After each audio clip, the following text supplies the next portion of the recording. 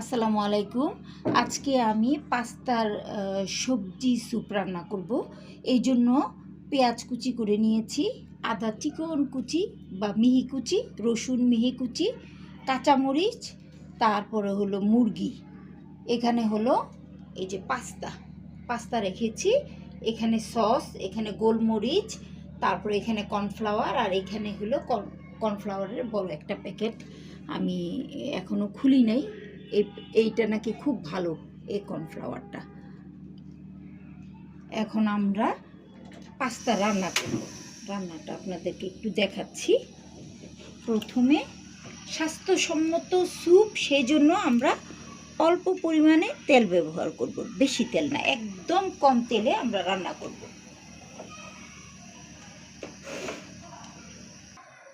তেলটা গরম হয়েছে, আমরা এখন রসুন কুচি দিলাম,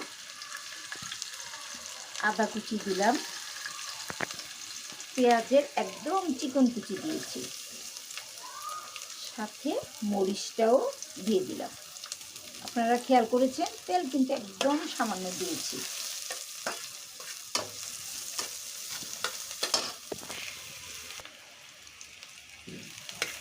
পেঁয়াজ, রসুন, আদাগুলা সম্পূর্ণ বাদামি আমরা করব না, হালকা বাদামি করব।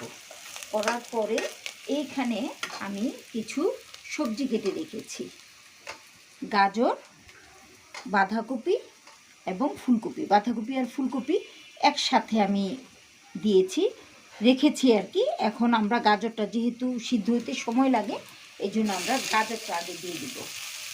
গাজরটা দিয়ে আমরা একটু নাড়াচাড়া করব। নাড়াচাড়া করে হালকা যখন গাজরটা সিদ্ধ হবে, তখন আমরা ফুলকপি আর বাঁধাকপি এটার মধ্যে দিয়ে দিব। গাজরটা দিয়ে একটু নাড়াচাড়া করব।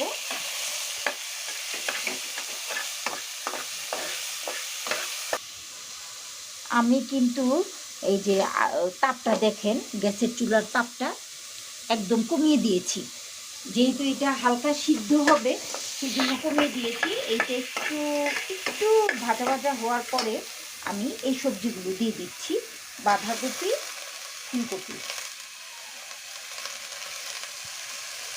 খুবই স্বাস্থ্যকর একটা খাদ্য।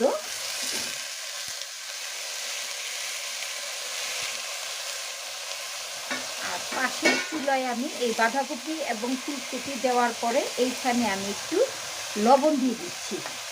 লবণটা দিলে খুব দ্রুত এটা সফট হয়ে যাবে এবং সিদ্ধটা তাড়াতাড়ি হবে। এই লবণটা দিলে সফট হয়ে যাবে।